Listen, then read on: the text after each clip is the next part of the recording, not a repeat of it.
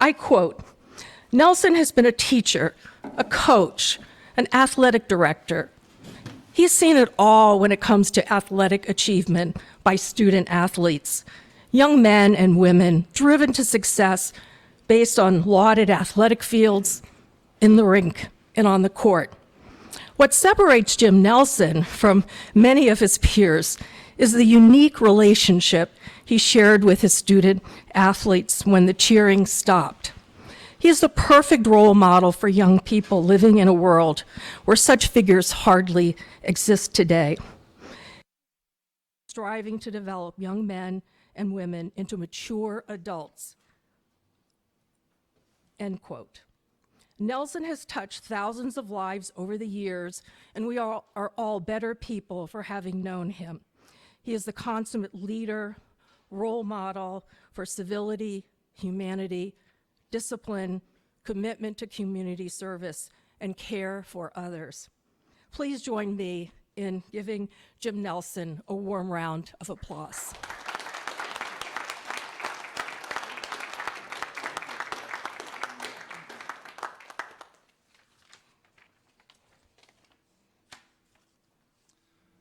Thank you, Susan. I only wish my wife was here to hear those words. And Susan, you've been a marvelous spokesperson here for not only the Ford Hall Forum, but for the Suffolk University. And certainly we're most fortunate to have you.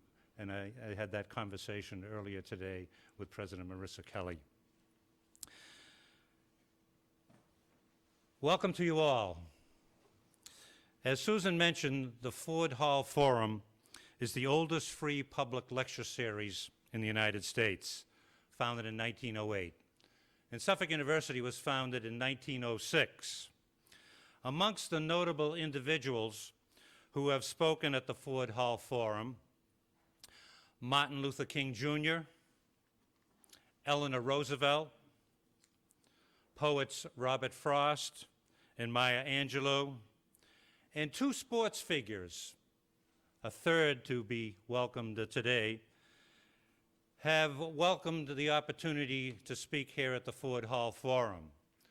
Arnold Red Auerbach and Louis El Tiante Tiant of the Boston Red Sox. And for those of you who have followed Boston sports, both were known for chomping on their cigars. Louis, probably in the shower after a Red Sox victory, and Auerbach doing it when the Boston Celtics had the game all sewn up. Also, a special welcome to the Suffolk men's and women's basketball team and coaches Ed Leiden and Jeff Giron, and some of our Suffolk men's team are coming in to join with us. And my own history regarding the Boston Celtics and Bob Cousy. As an elementary school young brat, I would say at times, growing up in Cambridge, I was a member of the Cambridge YMCA youth program. And that is where the Celtics would practice. And I would stay around after their practices and retrieve the basketball for Bob Cousy and Bill Sharman. And Cousy would provide some tips to me on passing and dribbling, while Sharman gave me some tips on shooting. Now, what individual could not want more from these two Hall of Famers than to have them instruct them? I was also a member of what was known as the Celtics Junior Booster Club. And this was in my elementary years as well. And for the Celtics Junior Booster Club, you got a card, and you would go up to the ticket desk, and you would pay 60 cents. I think I just hit the lights here on that. Shooting the lights out. But for 60 cents, my cousin John and I would get our ticket, and then Mike, you want to put the lights on? Thank you. And would race up those multiple stairs at the old Boston Garden up to the second balcony. And I suspect there are several individuals here who remember that second balcony. And would sit in the front row and would cheer on the Boston Celtics. And we did that for 3 years. The original Big Three, Bill Sharman, Bob Cousy, and Ed McCauley. But they weren't winners at that time. And we had to wait until 1957, when the Celtics won their very first championship, a double overtime seventh game against the St. Louis Hawks. Far from my thoughts during those years was that I would have the wonderful opportunity to play for my idol, Bob Cousy. I played on his very first team and still have vivid memories of that very first practice. Playing for Bob Cousy, for you young people today, was like playing for LeBron James, or on the women's side, Diana Taurasi. No offense given to you, Coach Leiden, or you, Coach Duran. Good to hear. For many of you who are young in this audience, the question is, who is Bob Cousy? Who is Bill Russell? When you go to the TD Garden, look up at those banners where those retired numbers are. There is a story for every number, a sampling. Number 1 is for Walter Brown, the original owner of the Boston Celtics, who mortgaged his own family home to keep the Celtics afloat in those early years. Number 2 is for Red Auerbach, not their first coach, but the architect of those championships to come, with his coaching style and certainly his unique personality. Number 6 is for Bill Russell, the greatest winner in professional basketball history. 11 championships in 13 years. Not to forget 2 consecutive NCAA championships for the University of San Francisco and a 1956 Olympic gold medal for the United States men's basketball team. And number 14 for Bob Cousy, Mr. Basketball, the Houdini of the hardwood. Let me now turn the microphone over to Gary Pomerantz, the author of The Last Pass. Gary, welcome to you. I've enjoyed spending several days the last week with you, on Thursday at the Brookline Booksmith and Friday evening with Cousy at the College of the Holy Cross for your presentations. I've enjoyed it, and I certainly know that our audience will as well. Gary Pomerantz.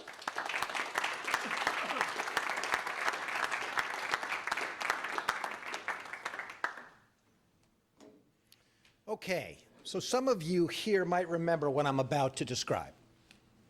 For those of you who don't, I want you to picture this. Opposing shooter takes a shot and misses. And there is Russell, rising for the rebound. He's long, lean, and springy, nearly 6'10". He wears Celtic jersey number 6. And still airborne, he half turns and snaps that outlet pass, even before the Converse high tops have hit the floor. There is Bob Cousy. Pass comes to him.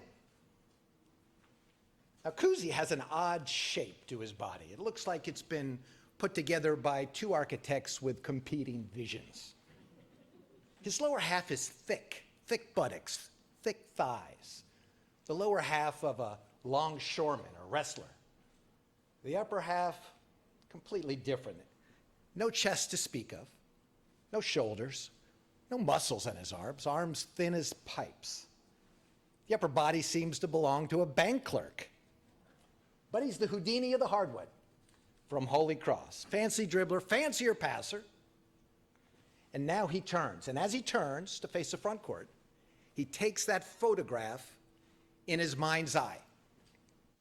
He detects movements, swatches of colors. He calls it the gift of peripheral vision. People will say, Cooz, you got eyes in the back of your head. But it's not Houdini's eyes that excel. It's brain capacity. Studies have shown this. It's his ability to interpret patterns and react to them on the fly. So now Cousy dribbles into the front court. In basketball, you got to know the traits of your defenders, but to Cousy, it's more important to know the traits of his teammates. He's cataloged those in his mind. Out on the right wing, Sam Jones, like a bolt of lightning. In the left wing, Havlicek, always in motion. Trailing is Tommy Heinsohn. They're all dependable finishers on the break. But Cooz has noted a telling detail. When Russ gets the rebound, his chin tilts downward, almost to his chest. And that's a sign that the big man's coming.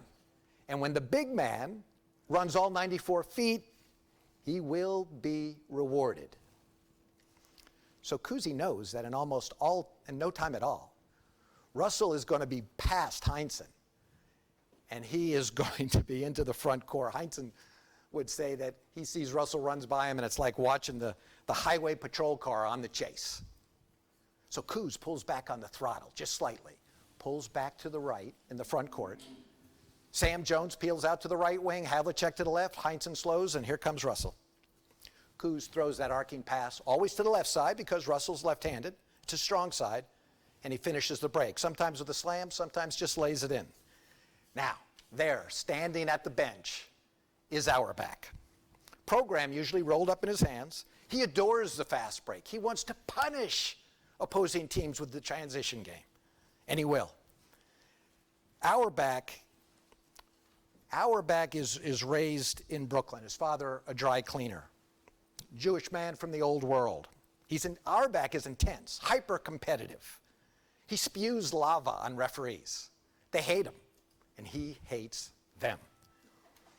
Late in the game, Celtics ahead now, and Auerbach, through intimidation and manipulation, has worked his way inside the heads of his own men, inside the heads of the opposing coach and his men, inside the heads of the referees, who, remember, they hate him.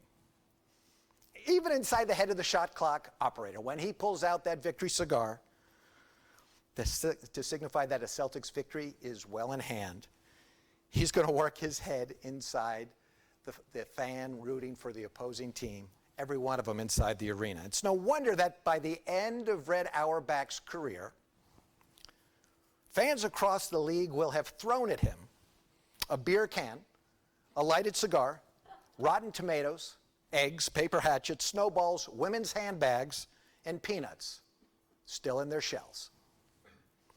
This was the Boston Celtics, your Boston Celtics, circa 1960. You know, the Lakers like to talk about their showtime, that fast break of the 80s and into the 90s. Listen, the Cousy Russell Celtics were running showtime 20 years before that. Lakers like to talk about their dynasties and three-peat. Consider this, in the fall of 1966, those Celtics with 8 straight NBA championships were going for a 9-peat. Those Celtics between 1957 and 69 won 11 NBA championships in a 13-year period. Statistically, that makes this team America's greatest professional sports dynasty of the 20th century, and at the center were Cooz and Russ. Cousy is an old man now. He's 90, a widower, living alone in a big house in Worcester, a house that's filled with memories and echoes. He reads a lot, about 4 hours a day. He's introspective. He thinks about his life. I've spent a lot of time interviewing, and you know, Socrates said the unexamined life is not worth living. More than 2.5 years, I listened as Cousy cataloged his life, people, moments. It's been a deep self-examination. And here's what I've learned from Cousy, that examining our own lives It gives us greater clarity, meaning, and purpose. It helps us fine-tune our ethical and moral compass. It helps us understand who we are and who we aspire to be. Cousy has regrets. We all do. From Cousy, we learned that we should ask ourselves, could I have done more or better? If the answer is yes, Cousy's example shows us we should address that regret head on. And that's the simplicity and the power of Cousy's self-examination. Now, I wear this ring on my right hand, which is part of my continuing self-examination. My father gave this ring to me after he had worn it for 30 years. It was his father's ring, and it carries my grandfather's initials, double P, for Philip Pomerantz. My dad gave me this ring inside a ring box in 1998, almost exactly 20 years ago to the day, when the two of us were on our family pilgrimage to the old world in what is now Kremenchuk, Ukraine. Grandpa's world in what was then old world Russia. Now, my grandfather fled the Tsar in 1912. Grandpa was Jewish, and in Russia 1912, that was not a good time or place to be that. He was bar mitzvahed on the boat as it made its passage through Ellis Island. So this ring gives me strength and a sense of clarity. It's my guidepost. It tells me who I am, where I've been. Cousy has a different sort of guidepost now. It isn't a ring. It isn't even an object. It's a man, his greatest teammate, Russell. Russell is 84 now, and he has lived an epic life. He won 5 Most Valuable Player awards, and when he saw racial injustice in the 1960s, he called it out. Russell is a man of great intellect, pride, humor, sensitivity, and he likes to say, it is more important to understand than to be understood. And it's as if he threw that cloak of mystery over himself. Auerbach once said, the real Russell is a very difficult man to know, but one worth knowing. And I'm certain that's true. In Cousy's deep self-examination over these past few years, Russell has become almost like a mirror. In looking to Russell, Cousy, as a 90-year-old man, now sees a reflection of himself. He sees the things he said and did as captain of the Celtics, that storied dynasty, as well as the things he did not say or do. And it's the latter that eats at his conscience and stirs his regrets. The hallmarks of the 6 books I've done, all of them nonfiction, are history, sports, and race. My last book was about a great football dynasty, the Pittsburgh Steelers of the 1970s. Terry Bradshaw, Mean Joe Green, Franco Harris. That book really examined football's gifts and costs. And as I considered my next book topic, and coming up with the next book idea is treacherous footing for me, at the very least. I was thinking about other great dynasties I might write about. Baseball, I thought about the New York Yankees of the 20s or the 40s or 50s. Then I thought about basketball. Well, the Boston Celtics, of course, of the 50s and 60s. Among dynasties, it doesn't get any better. The Celtics had 9 Hall of Famers. Think about that. 9 Hall of Famers on one team. That's almost 2 units. And I realized that unlike the Yankees of the 20s, 40s, and 50s, most of those players had died. Most of the Celtics were still around and, at least in theory, available to be interviewed. So I decided to pursue that Celtics dynasty. That at least was my concept until my first interview with Cousy at his house. That changed my narrative focus. That changed everything. Here's what happened. I flew to Boston and I drove to Worcester. Knocked on the front door. Door opens and there stands an 87-year-old man holding a wooden cane in his left hand and extending his right hand to shake mine. That cane, I later learned, had been given to him by a fan who had thought to burn into the handle 4 letters, C-O-O-Z, Cooz, one of his nicknames. That day, we shared a 4-hour interview. I ask a lot of questions, but even for me, that's a long interview.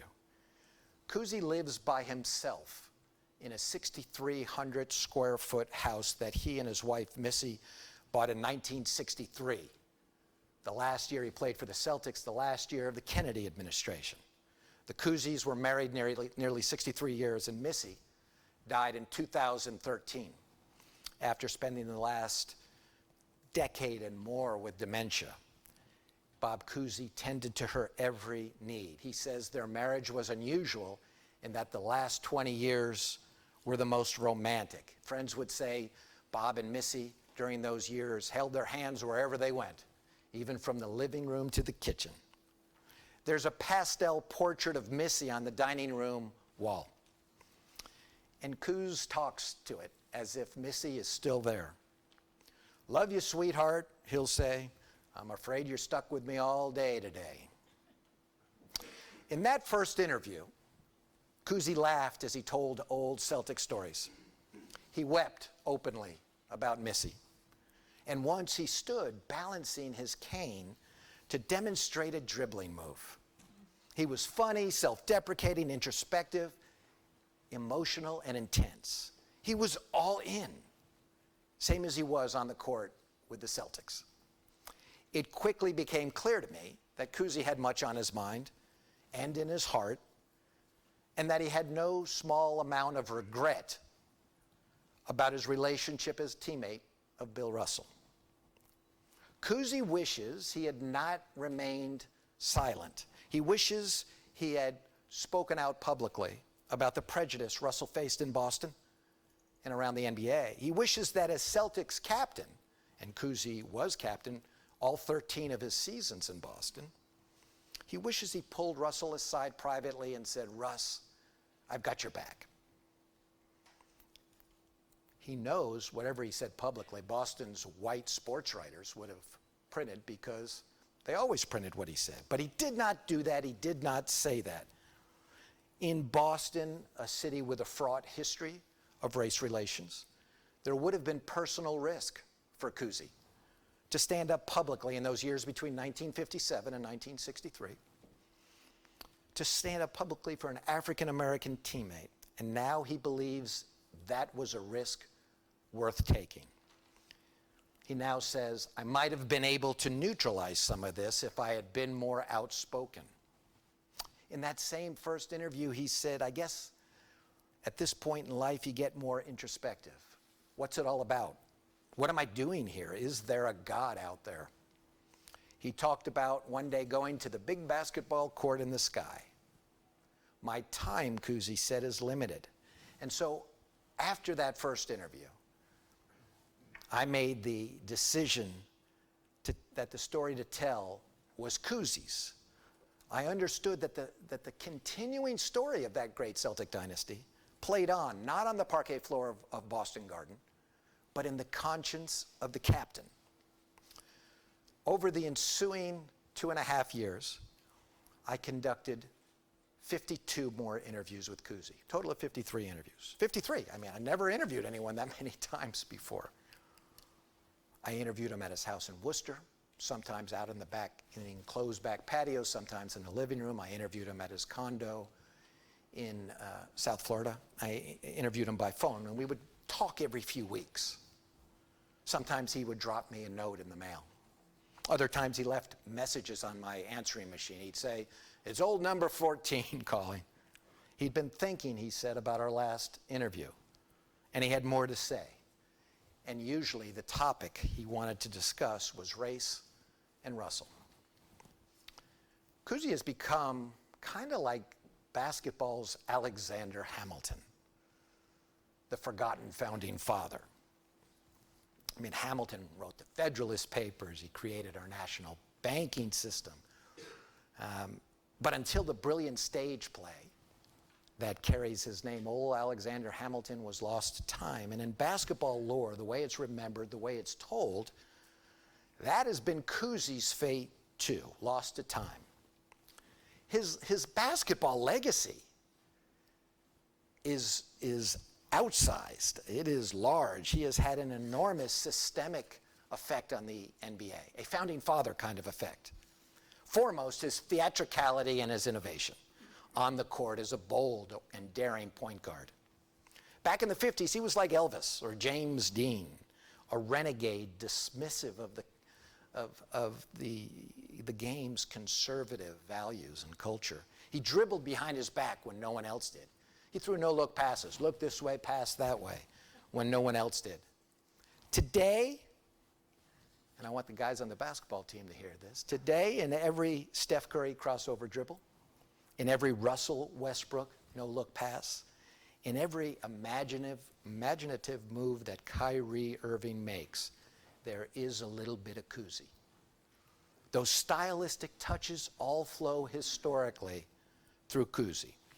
The beauty of today's NBA is the aesthetics, the gorgeous movements as if set to jazz music, and also in the creative imagination of the men who play the game. And in this regard, Cousy lives in the soul of today's game. As a player, he won 6 NBA titles. He made 13 All-Star games. He won an MVP award. He led the league in assists for 8 straight seasons. And he did so much more. He founded the Players Union during the 50s. Consider this. Cousy in his last year with the Celtics made $35,000. Last year, Steph Curry and LeBron James made $35 million. So the decimal point has moved 3 places to the right. Cousy and Auerbach made several trips across the globe during the 1950s, to Europe, to Asia, to Africa, sponsored by the U.S. State Department, promoting the game of basketball. They met Secretary of State John Foster Dulles before one trip. And as basketball ambassadors in these foreign lands, they gave clinics, demonstrations, they showed films of the Celtics' fast break. Last year, to tell you the kind of fruits that this bore, these trips, 108 players from 42 foreign nations and territories made NBA opening night rosters. Cousy roomed with the first African-American player ever drafted into the NBA, Chuck Cooper of Duquesne. And they became great friends. They were roommates as rookies in 1950, only 3 years after Jackie Robinson had integrated baseball. Cousy coached in the NBA. As many of you know, he was a broadcaster of the Celtics for 34 years. He was named among the NBA's 50 greatest players in 1981, or 71, 81, and 96. I mean, few players have had this effect, and now he's 90. Now he's closing circles with the people who matter to him most. First with Missy, then their 2 grown daughters. In 2003, Cousy decided to sell all his basketball memorabilia, all the plaques and trophies and scrapbooks, and he wanted to give, and did give, the proceeds to his 2 grown daughters, both retired educators. The Cousy collection netted in auction $450,000, grossed, I should say, including $25,000 for a photo of President Kennedy in the Oval Office with the Celtics, that from 1963, and JFK had personally inscribed that to Cousy. So he had one more circle to close. And on his end-of-life to-do list, at the very top, William Felton Russell. So why Bill Russell? Why does it matter so much to him? They were only teammates for 7 years out of Cousy's 90. But as Cousy will tell you, those weren't just any 7 years. They won 6 NBA championships during that time. And Russell wasn't just any man. So as I continued my interviews with Cousy in 2015, 16, 17, he watched compelling stories about race, flashpoints, play on his TV screen at home in Worcester. Trayvon Martin, Eric Garner, Tamir Rice, Ferguson, the rise of Black Lives Matter. Cousy read the book Between the World and Me by Ta-Nehisi Coates, a searing tale about race in America, and with him, it landed hard. And anytime Bob Cousy thinks about race, he thinks of Russell. Cooz and Russ were never close. They never really approached true friendship. When they talked in the locker room, it was usually about the game, Auerbach, the usual team banner. They never spoke about their personal lives, never really spoke about civil rights. The truth is, their wives were much closer friends than they were. But on the court, Cooz and Russ were magic. Russell blocked the shots and rebounded. Cousy dribbled and passed with high style. They were both murderously competitive. And Russell was rare among athletes of his time, in fact, athletes of any time. Like Muhammad Ali, like football's Jim Brown, Russell spoke out. He spoke his mind. He said the NBA had a quota system, and he was right about that. that limited opportunities for African American players in the league.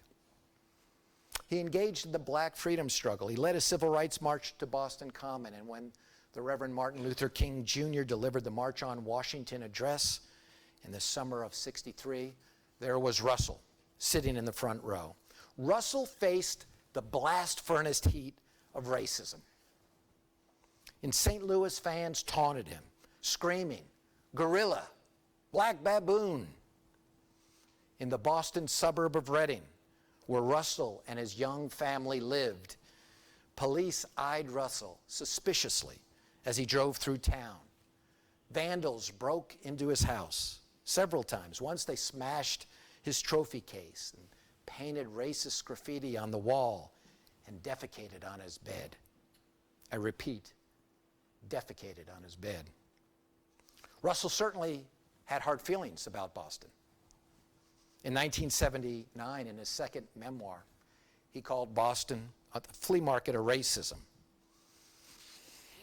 In those years between 1957 and '63, when Russell and Cousy were teammates, the white sports writers in Boston, and for the dailies, they were all white, they called it Cousy's team. It wasn't, unless it was Cousy's team and Russell's sport. You better hustle now that you don't have Cousy to carry you. That's what a white Celtic fan said to Bill Russell after Cousy retired in 1963. And it made Russell wonder, does this fan not know that I've been the MVP for the last 3 years? History, as we know, has since revised that perspective. Now this dynasty is viewed properly as Russell's team, and Cousy knows what happened. Reality happened, he said. So I asked Cousy about how race had shaped Russell's life and his. And Cousy said that if he, Cousy, had been African American, he said he would not have been perceived as an innovative player. More likely, he said, the league's response to his Houdini style during the 1950s would have been, that fancy black stuff will never work at this level.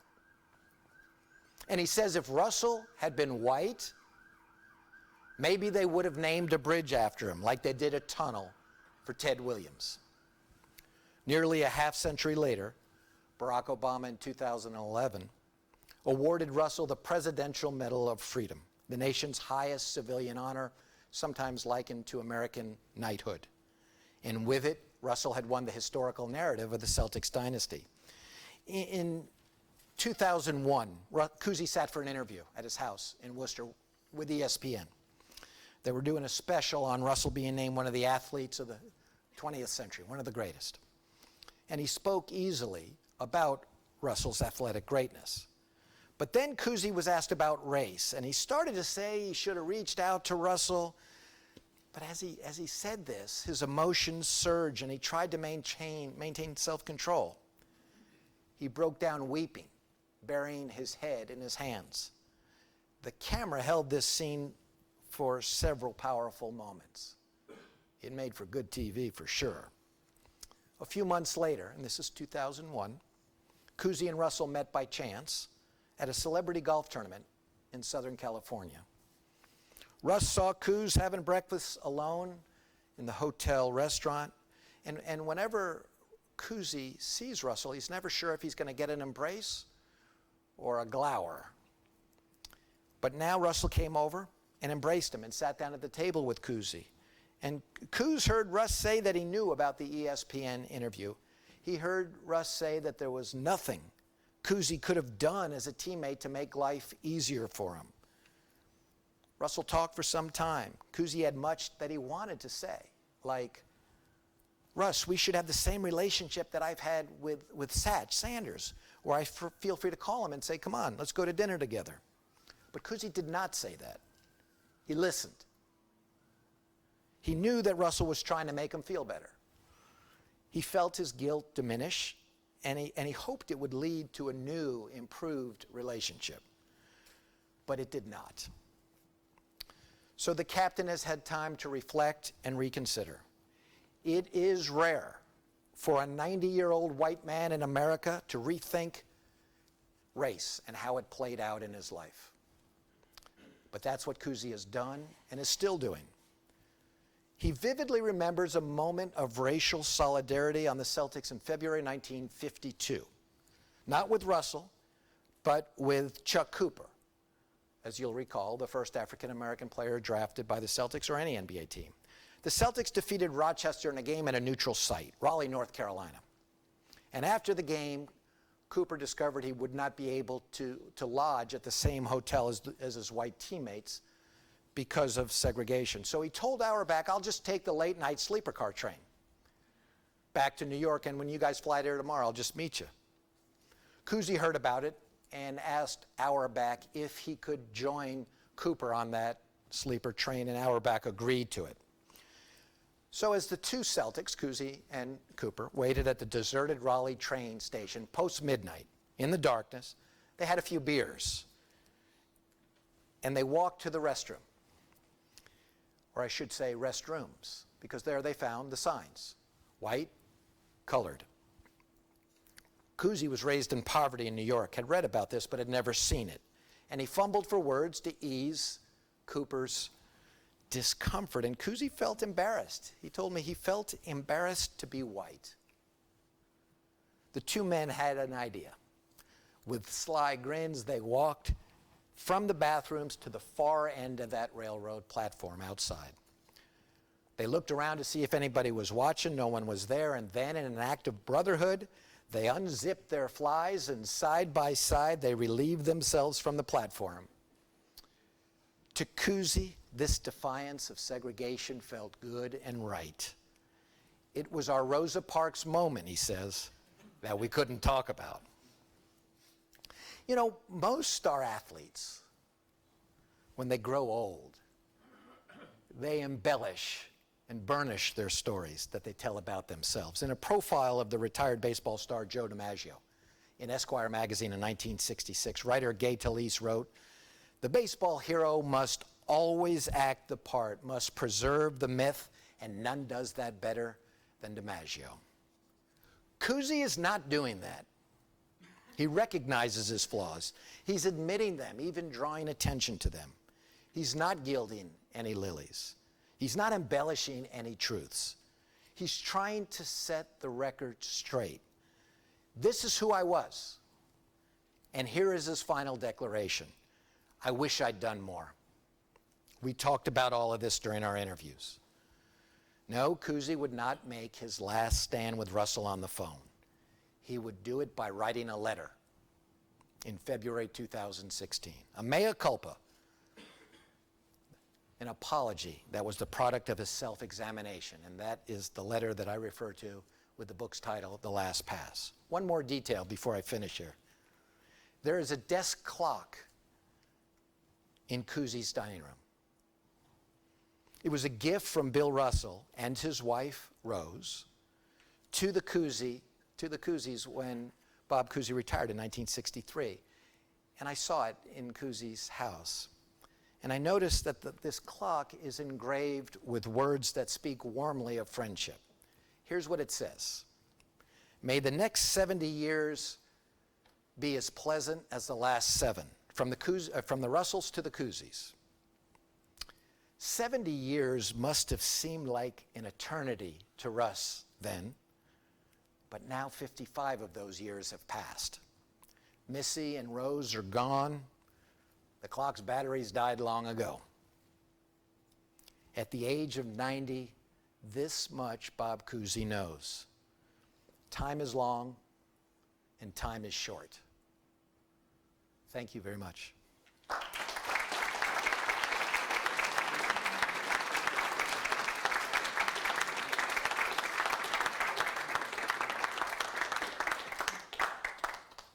Before we start, I have to show you my socks. Is that okay?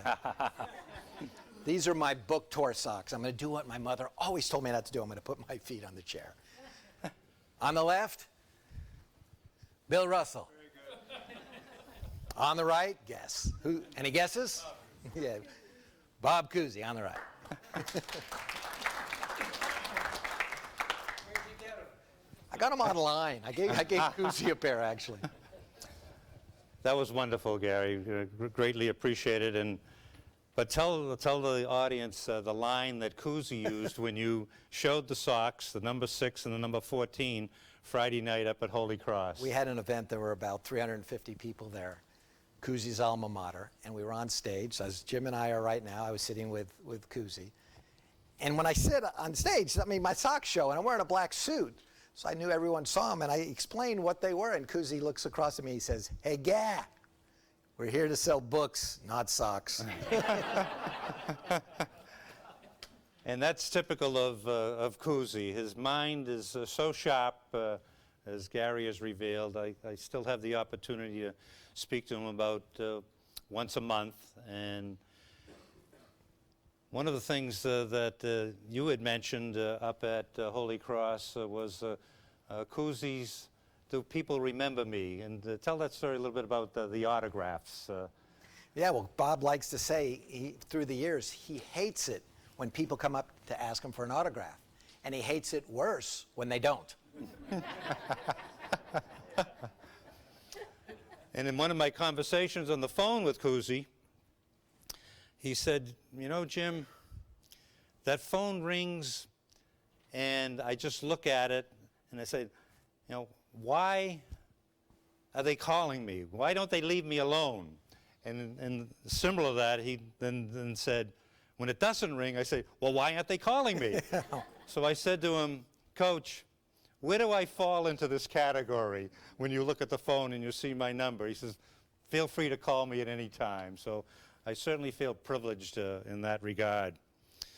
Gary, I've read 3 books on Cousy's biographies, and yours is a 4th one that I've read. And as you mentioned, the 53 interviews is remarkable, because in reading your book, I was struck by the similarities referenced by a sports writer named Alan Hirschberg.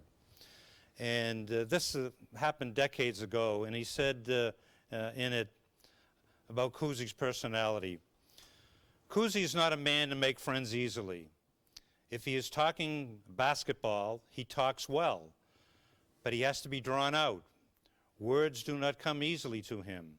He also has a vague air of independence, a severe indifference to what other people think of him, and a suspicion of strangers which is only eliminated after he is certain that their intentions toward him are honorable."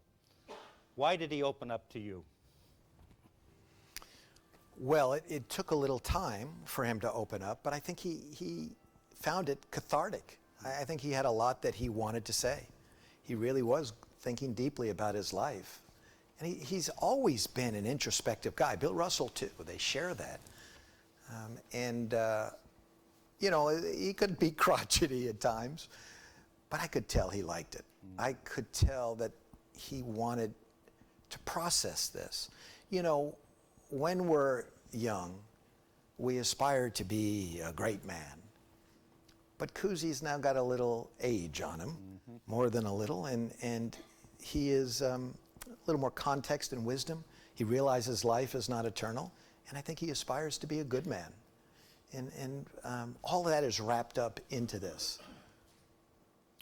He certainly is a wonderful man, and 2 years ago, I had the opportunity to go up to the Naismith Basketball Hall of Fame, and we had some extra tickets, and I called Cousy and asked him if he wanted to come along, and we had hotel rooms for him. But he called back and he said, you know, I'm just not up to it for doing the traveling. And then he called back the next day, and he kind of felt guilty. And I said to him, "Coach, you don't need to feel guilty." And he said, "No, I want to invite you and the group to come to my home." And Coach Lydon, you were there as well, and we went into the home, and he welcomed us. And you mentioned about Missy with you know, the dementia for the last 10 years. And there's a wonderful article, if you go online, by Diane Williamson at the Worcester Telegram, of love, and she talks about Cousy, how he was so close to her. But there's a photo, not a photo, a painting there But tell us a little bit about the painting. Well, 1963 was Bob Cousy Day. It was the so-called Boston Tear Party, because all of New England cried. It said the most hard-hearted men in Boston cried twice in 1963. Once in March when Bob Cousy retired, and once in November when President Kennedy was assassinated. Cousy was a big name in this town. I think the four biggest names in Boston at that time were Cardinal Cushing, John Kennedy, Ted Williams, and Bob Cousy. And he got a lot of gifts, as it usually happens on Bob Cousy Day. And one of them was given by the New York Knicks. It's a portrait about this big of Missy, a pastel. And it hangs in the dining room. And he talks to it all the time. And Cousy likes to say that his rule is one life, one wife. And it's kind of sweet and gentle, you know, to see him this way with her memory. He thinks and talks about her often. Mm-hmm. And you're absolutely right, because when we walked into his home that day, he said, "Jim, come on over here. There's something I want to show you." And that's the first thing he did, was show me that photo. And here's the program for that April 27, 1963, on that retirement time for Bob Cousy. And there's a story that Dolph Shays relayed on that. I'm not sure whether you're familiar with it, but Shays, they were playing Shays at Syracuse Nationals that day of the Cousy retirement. And Shays tells the story that there was Cousy crying. He's a very emotional person, as you know. His daughters was crying, his teammates were crying, and then Shays said, "I looked over, and there were the referees crying." And I knew we were in trouble for the game coming up at that point. Can I borrow this for a second? This is an ad that Bob Cousy did with other sports stars for, I'll hold it up a little higher so everyone can see, for Janssen apparel in the early 1960s. That's Cousy sitting atop a surfboard. This is the spoils of what it meant to be a white superstar in sports in the early 1960s. At about this same time, Bill Russell, thank you, who had won several MVP awards, well, it was actually in this, 3 he had won at this point, in the summer of 1962, drove two of his young children home to the South, to Louisiana. And he heard them crying out to him in the back seat, "Daddy, I'm hungry. Daddy, can we get food? Daddy, can we stop somewhere? I'm tired. I want to go to sleep." And because of segregation, he couldn't find any of these places. That's what it meant to be an African-American superstar. Those were the spoils in that time period. And this is important contextual material to understand this relationship. It did not happen in a vacuum. Nothing happens in a vacuum. I'm going to open this up in a moment to our audience, because I'm sure they'll have many questions. And I've certainly found the book fascinating. And one thing that Cousy revealed an awful lot to you that he never revealed to other individuals. And some of it had to do with his mother and his father, and the fact that he had a half-sister.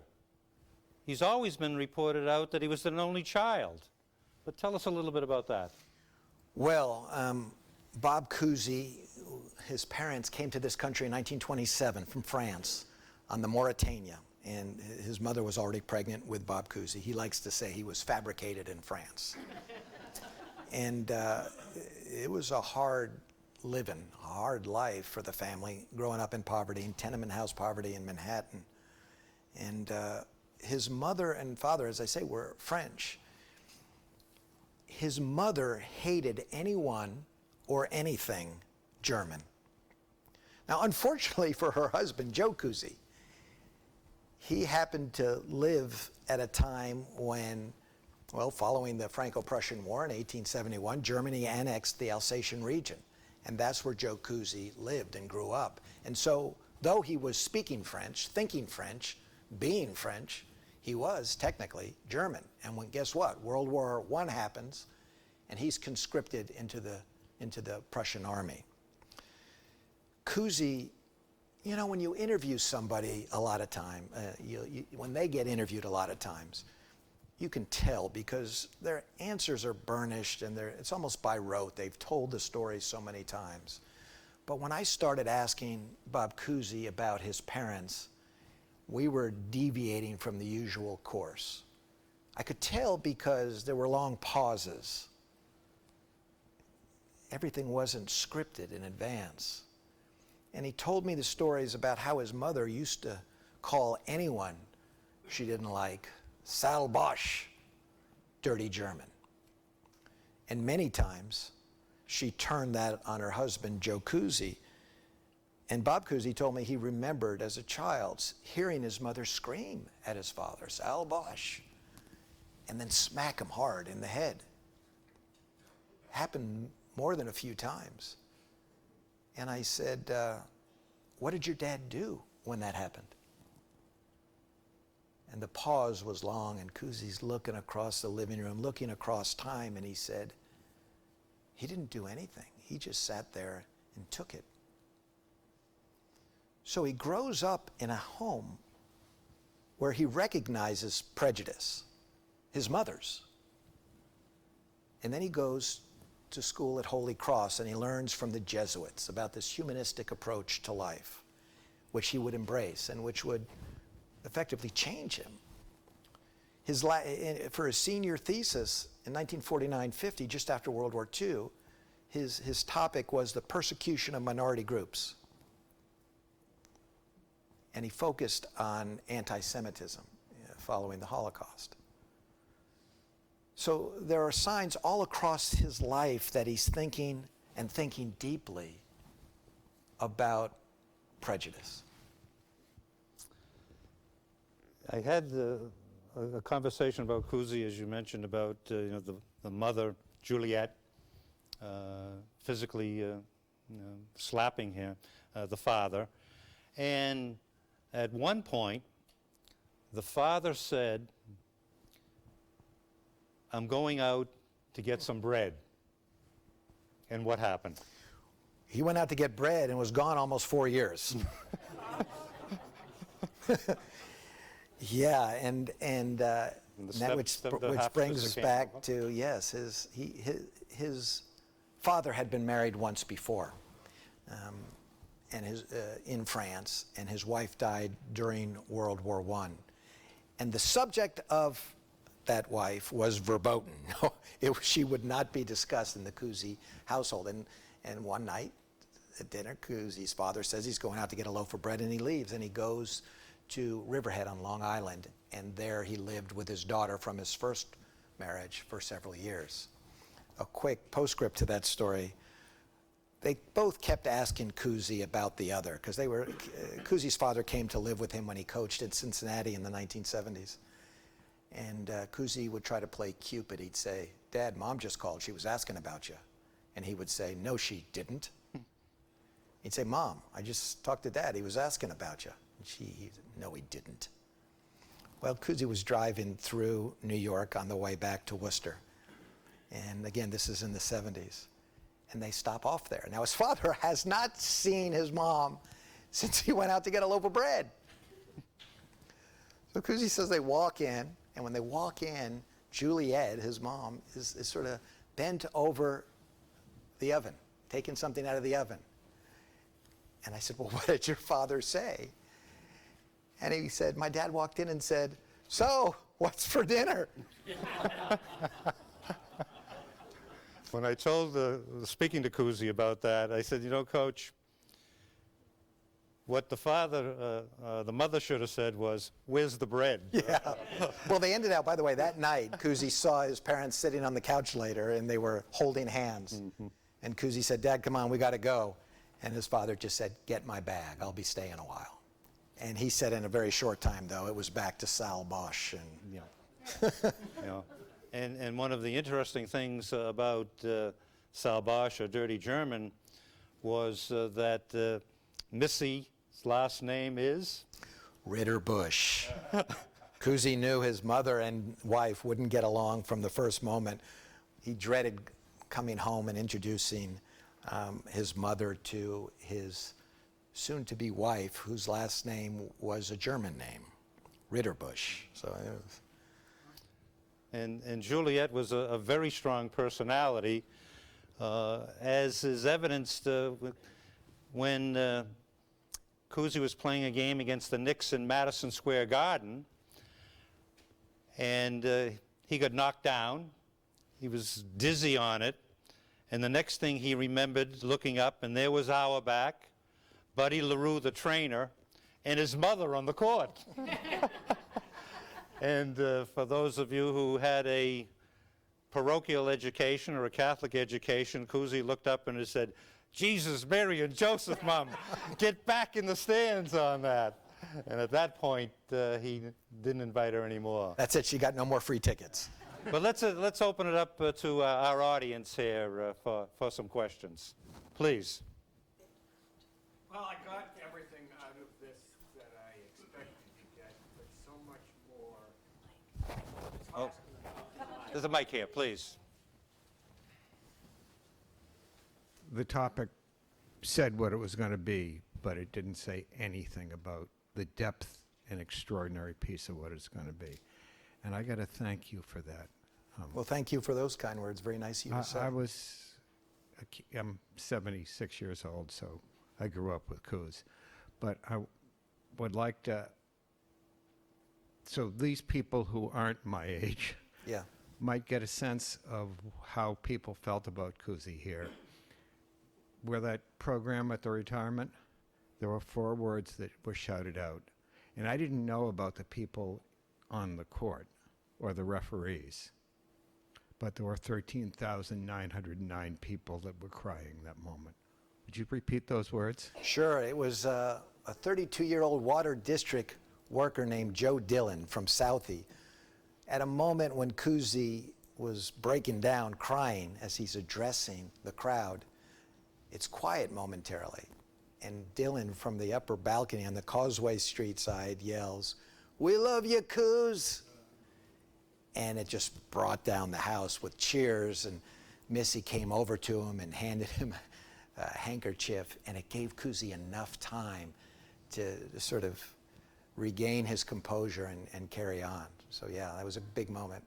And just for another piece of him, there was a time when hockey was king and basketball was not king. So when before the parquet could be laid on the ice, when there was a basketball game on the same day there was a Bruins game, they played at the Walter Brown Arena at Northeastern. And it was an intimate place. Now, Cousy hated the referees just the way that you described. But it was intimate enough so you could hear an interchange between Cousy and the referees. And the one he hated the most was Mendy Rudolph. And he had a bit of a speech impediment, which got better over the years. But he was my hero, this great hero. And I heard him go up to Mendy Rudolph and complaining about something. And this is what he said. "Listen here, Weffelwee." Well, okay, so wait, I have to say something about that. Everybody mimics Cousy as if he's Elmer Fudd. He doesn't turn, let's see, R's into W's. He turns R's into L's. So like when I would hear him call, he would say, "Gally Pomerantz!" You know, and it was, but yeah, he was likened to being the Barbara Walters of Celtics telecast for a while. I want to thank you both. A really great presentation. We've heard for decades now Russell's complaints about discrimination as he went to other cities in the South, and the events you mentioned in Reading and stuff that happened to him. My question is, what did you discover about racism on the team or in the Celtics organization? Well, let's see. I conducted, I think in the end, about 150 interviews for this book, 53 of them, of course, with Bob Cousy. I did not get to interview Bill Russell.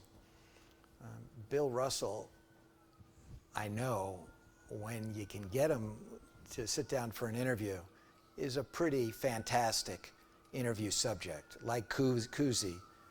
He's introspective and he's an intellectual guy. I interviewed Heinsohn a few times, and Havlicek, and Willie Knowles, and Satch Sanders. I had interviewed Red Auerbach back in 2003 for an earlier book I did, which was actually also about the NBA in this period. It was about Wilt Chamberlain's 100-point game. And people would say, you did a whole book on a game? I said, well, not entirely on the game, but there was a lot going on in America at that time. What I knew coming into the book from working on that book was that black players and white players socially lived apart. The Celtics would get together, by the way, at Russell's house often for Christmas parties, and Russell and his wife Rose always made sure to get presents for everybody, particularly the kids. Usually for the players, bottle of cologne or tie. But other than that, they lived apart. But why would we expect anything more? Think about American life at that time. This was the heart of, King's modern civil rights movement. There was hell breaking out all over the South. And what's somewhat miraculous is that, this team came together across racial lines with shared ambitions and built a defining sports empire. No one on the team mentioned that another player was a racist, to answer your question directly.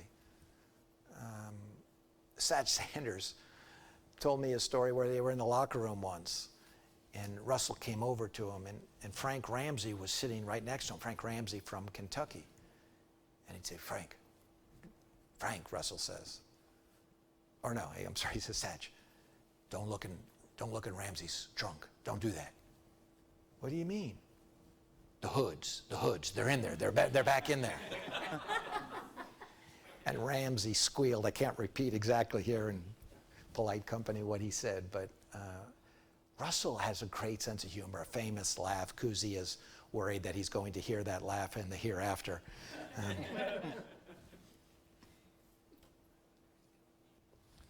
Any more questions? I have this Sports Illustrated. Much to the regret of my wife, I have all the Sports Illustrateds, going back to the original Sports Illustrated on that. But Cousy was the first NBA player to be on the cover of Sports Illustrated. But there's a little bit of a sidelight to it of who was the first collegiate player to be on. And it was a fellow by the name of Kenny Sears from Santa Clara, the same conference that Russell played in. And there's a little bit of a backstory about Kenny Sears. Yes, well, Russell won 2 NCAA championships while at USF, University of San Francisco. And he was the MVP of a Final Four in one of them. And when the sports writers covering their conference picked the most valuable player, they picked Kenny Sears. And Russell was enraged by the snub. And he later said that was the moment when he decided he would never judge his career based on how many awards he received, but on how many championships he won. I want to say one thing. Earlier this past week, last Tuesday, Bob Cousy and I went to the Celtics practice. Brad Stevens, the coach of the team, has read my book and has said some very kind things about it. If you're going to have a publicist, he's a good one to have. And we asked if Bob Cousy could come to see the practice and maybe talk to the team. And Jeff Twiss of the Celtics, the publicist, fantastic publicist for the last 38 years, I think, forwarded me Brad's email. It just said, Bob Cousy is always, all caps, welcome to a Celtics practice. And so we went, and we met the team in the film room, actually right before their practice. And I teach.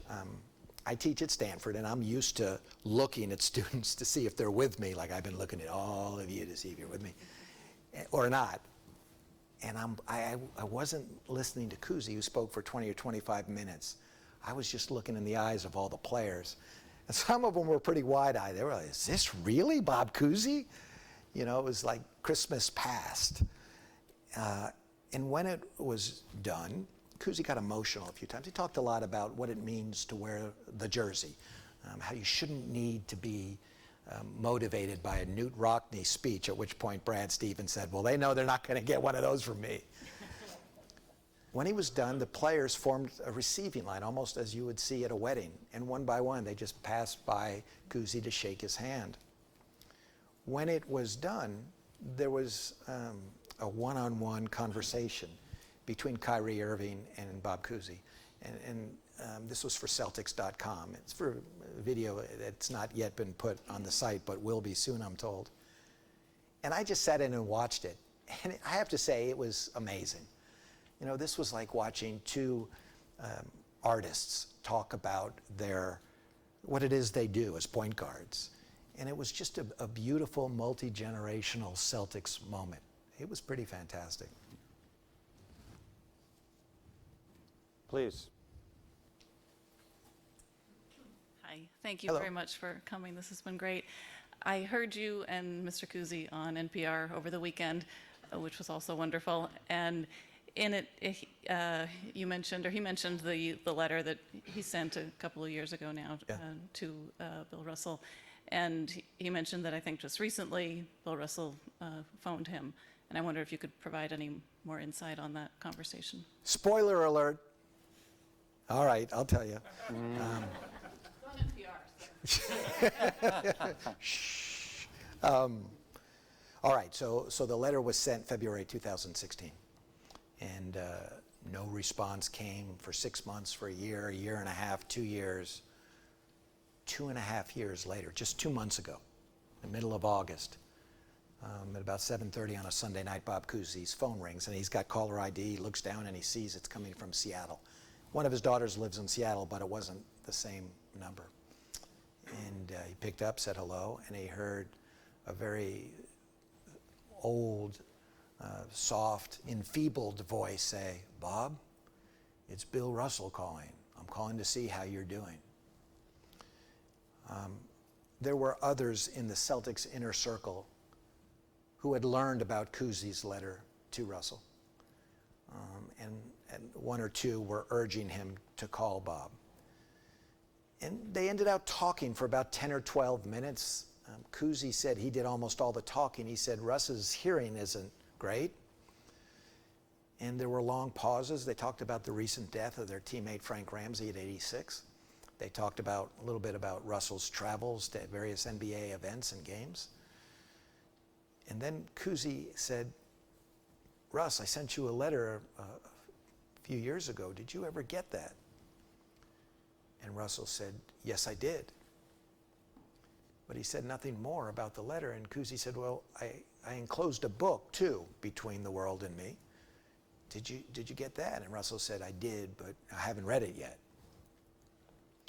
They talked for another few minutes, and Cousy said he felt a little emotional, but he said, Russ, thank you for calling, my friend. It's good to hear from you.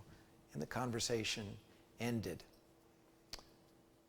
I told Cousy, if Russell calls you, let me know about it quick, because I'm getting close to my publication time. And so he let me know the next morning. I know he appreciated that call more than a little. I also know that he had achieved his inner peace on this subject with the writing of the letter.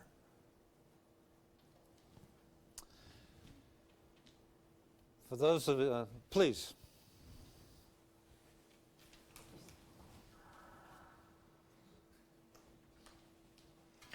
Or you can just ask from there and Yeah, I'll go repeat ahead. it. I'll repeat. No, you want, okay. Hi, I'm Jim Kilpatrick. Thank you so much. This has been so exciting for me because I followed the Celtics in high school, and I lived in Southern California. At the time, they were I'm a Bostonian. So Russell in particular meant a tremendous amount to me. So I was wondering, it's my personal belief that Russell's the greatest basketball player ever, and that he would hold his own against LeBron and Jordan, all those figures, because of his incredible ability to do defense. It was just, and I wonder if Cousy ever talked about that uniqueness, the way he could block a shot, but and also hold on to it and get a, you know, as you were showing earlier, getting a fast break going. What was it, 40 rebounds in one playoff game, things like that. Did he ever talk about that aspect of his relationship with Russell? Oh, yes, he did. He talked a lot about Russell on the court. The thing about Russell as a defensive player is he didn't just block shots, he put a trauma on opposing shooters. And by that I mean, it wasn't just that these shooters and their confidence, you know, were wrecked for the rest of the game. It lasted several games. They'd be playing 2 and 3 more games against teams that didn't have Bill Russell on them, and they would fear Russell was coming out of the shadows from the side to block their shot. He was that dramatic as a shot blocker. I mean, he did for defense in basketball what Babe Ruth did for offense with the home run in the 1920s for baseball. Cousy loves to talk about Russell as a basketball player, his great skill sets, the way he ran the floor. You know, I asked him at one point, who do you think are the 5 best players in basketball history? And as I recall, the first name is Russell. He mentioned LeBron, Michael Jordan, and Oscar Robertson. That's only 4. I said, well, who's the 5th? And he thought about it and he said, I don't know, I'll get back to you on that. So typical Cousy, the next morning he gets up, takes out the sheet of paper and his pen, and writes me a full-page letter with his top 15 players, 3 at each position. But these were his best players from 1950 to 2000. He wasn't including modern players because he said, I just don't think I've seen them enough. But, you know, he's very high on LeBron, for sure. He says LeBron is the greatest player ever. And he talked about LeBron's ability to play all 5 positions on the floor and so forth. But he is, his mind is still so sharp. It's like a basketball library of Congress. I mean, he's got it cataloged, and he's remarkable in that way. Jim, your question is an interesting one about Russell blocking shots. Because I recall, and this goes back quite a ways ago for those of you with some vintage on it, there was a great player for the Philadelphia Warriors, as they were known back then, called Neil Johnston, who had a terrific hook shot, but it was kind of a flat shot. And Russell would block that shot. But there were times that he would let Johnson shoot the shot, and people were a little betwixt by it. And they asked him, well, why, Russell, why are you not blocking a shot every time? He said, because Johnson is a smart man. If I blocked a shot every time, he'd come up with something different. I waited to the 4th quarter. Yeah. And that's when I would block his shot, when the game was on the line.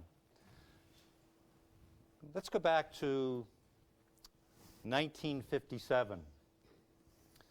Russell comes to the Celtics in December because he had participated in the Olympic Games in Melbourne, and we know that the seasons are reversed. So the winter games, I should say the summer games, were in our winter.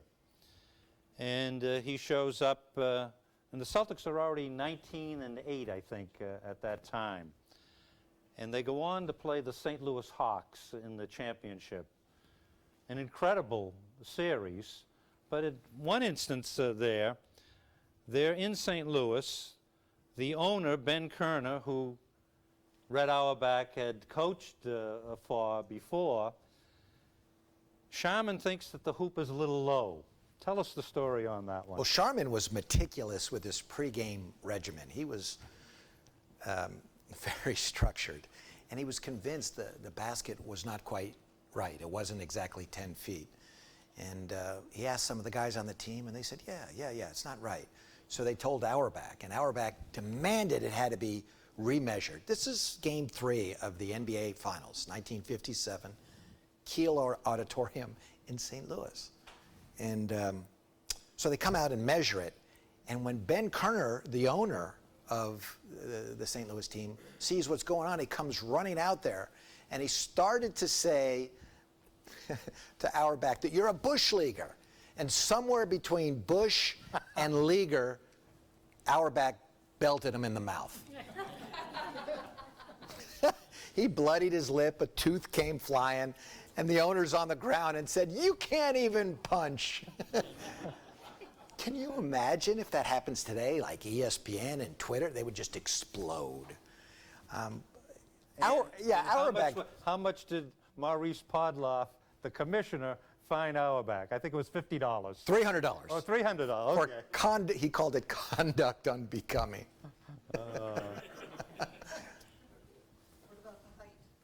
The height was correct. Thank you for saying that. The height was exactly 10 feet. Yeah, it's interesting. Kerner is the man who agreed to trade Russell. It was an interesting trade. The rights to draft Bill Russell with the second pick overall. Another team picked Hugo Green with the first pick.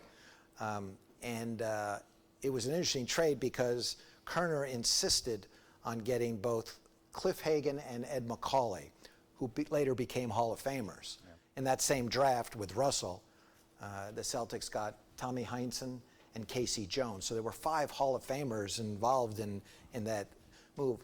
By the way, when the Celtics came back and won 57, in 58 they lost because Russell got hurt in Game 3 of that series. That was the last all-white team to win an NBA title, and that was 1958, Russell's second season. Mm-hmm. And Ben Kerner would crow that this proved that the Russell trade was a good idea. Yeah. Well, you mentioned about the next year they're losing to St. Louis, and I was doing a little research, and I came across a player by the name of Walter Buddy Davis.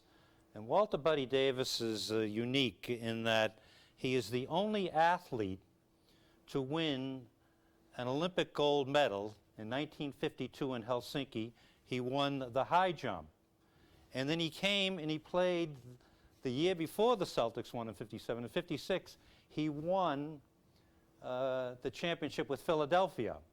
And then he was traded to St. Louis, and he was on that St. Louis team that beat the Celtics the second year in 58. So I was talking to Cousy, and I said, "Do you remember Walter Buddy Davis?" And he said, "I remember him." He said, I said, "Yeah, they bookended you the 2 championships. They won before you won in 57, and they won afterwards." And Cousy said, "If Russell hadn't sprained his ankle, we would have won 7 in a row with me, and we would have won 10 in a row." So Cousy had that competitive instinct on that. And then he said, and Buddy Davis wasn't much of a basketball player anyway. Please, you have a question. Yes, it's fascinating. I'm really excited about reading your book. I was wondering where you said Bob Cousy wrote his thesis at Holy Cross on prejudice, whether you had an opportunity to probe his feelings about the modern athlete, expressing a lot of views on a lot of these issues of the day, how, Kareem's book and the outspokenness on the national anthem, those kind of progressive issues of the day, how he felt about it, or did he share any of that with you? Yes, thank you for that question. I did talk with him about it. Obviously, while we were working on the book, the Colin Kaepernick protests took off in the NFL, and Cousy's with Kaepernick in speaking out on this. Where he diverts is the venue for it. He's not sure that, in his view, that Kaepernick should be doing it there. He thinks it would be more effective without bringing down the team with him if he would call ESPN, let's say, and say, "Come to my house. I've got a statement to make," and do it there, not in uniform. I'll say this. For today's NFL players who are sympathetic or supportive of their African-American teammates' protests, but are not saying or doing anything about it, Bob Cousy is a cautionary tale for them, because I think they could become vulnerable to this same sort of regret years from now. We know in American life when the conscience bumps up against the wallet, the conscience doesn't often win. And there's all kinds of reasons for NFL players not to protest. I mean, most of the contracts are not guaranteed. Their careers are a little over 3 years on average. They're not going to make the owners very happy. There's all kinds of pressures weighing in on them. But there is the price of regret and not answering to what you believe, you know, your conscience. So I think Cousy is a valuable lesson for them. They would be well served by hearing his story. Yes, as everyone's commented, this has been phenomenal. I could sit here all night long and listen to this. This is just right up my alley. I love it. I have a comment, and I'd like you to confirm it, hopefully, that I'm one of 8 brothers and 4 sisters, and we listen to the Celtics. Bob, as we mentioned earlier, Johnny Most on the radio. We didn't have a television, so we listened to it all the time, but big fan, love them. But my sister was a waitress in Framingham, Mass, and she at a place called Meadows, and Casey Jones, Sam Jones, I'm sorry, used to go there all the time. And she was waiting on him one night and said, "My brothers love you guys." And so he comes in the next night, or the next time he arrived, with a basketball signed by all the Celtics. And it was 1965. And it was the 1 year, and I believe this is the question, that Red Auerbach started an all-black team, first in the NBA history, because Tommy Heinsohn was hurt, and they had traded for, or picked up a player. Willie Knowles. Willie Knowles, exactly. Yeah. And is that correct? Was he? It is correct. It is correct. Yes, it absolutely is correct. I mean, you know, Red would later be criticized decades later for always filling up his bench with white players, because that's what, according to the criticism, that's what the white Celtic fans wanted to have. The counterbalance to that is, you know, the Celtics were the first NBA team to draft an African-American player, Chuck Cooper. They were the first team to start an all-black starting 5, 1964. Yeah, the fall of 64, I think. And they hired the first African-American coach, Bill Russell. So that's impressive. Well, I will finish this story. Please. My brothers and I wore the basketball out within about 3 months. All the names. You could have paid college educations. Yeah. Go ahead. Wonderful talk.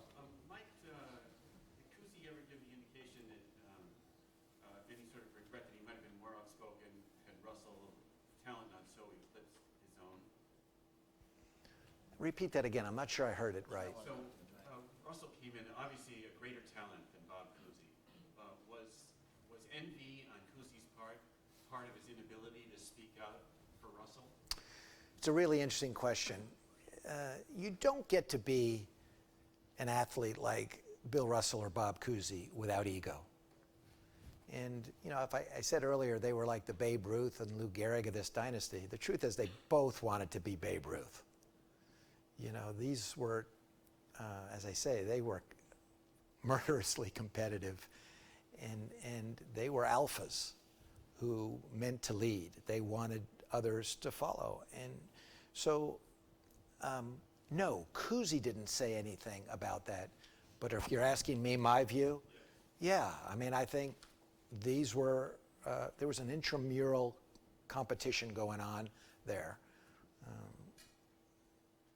And that was all part of their relationship. Does that make sense? Yes. Yeah. Similar to that, the other evening, Cousy was asked the question, how would the 1961 Celtics fare against today's Golden State Warriors? Yeah, and what he said, I had asked him that question. He said, we'd get their attention, and he paused. We'd make them shower after every game. And then he paused. And then he said, well, this is what he said to me. He didn't say it exactly this way the other night. He said, I think they'd beat us in 6. And whether that's true or not, it's vintage Cousy, because he's not like most guys saying, "Oh, we clean their clocks, we take them out." He doesn't. That's not his way.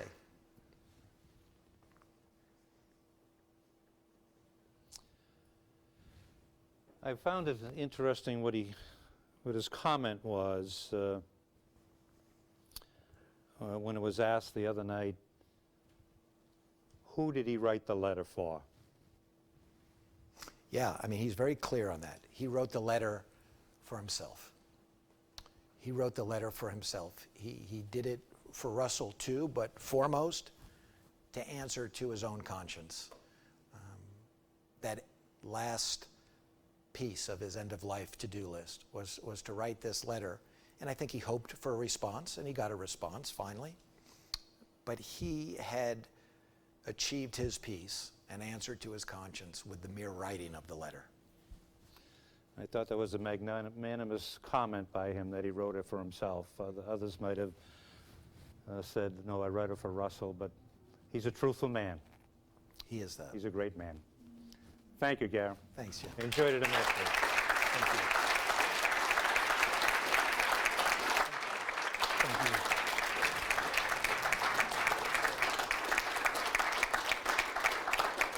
Thank you very much for coming, and have a good evening. And Gary will be here to sign books? Yes? It's a great read.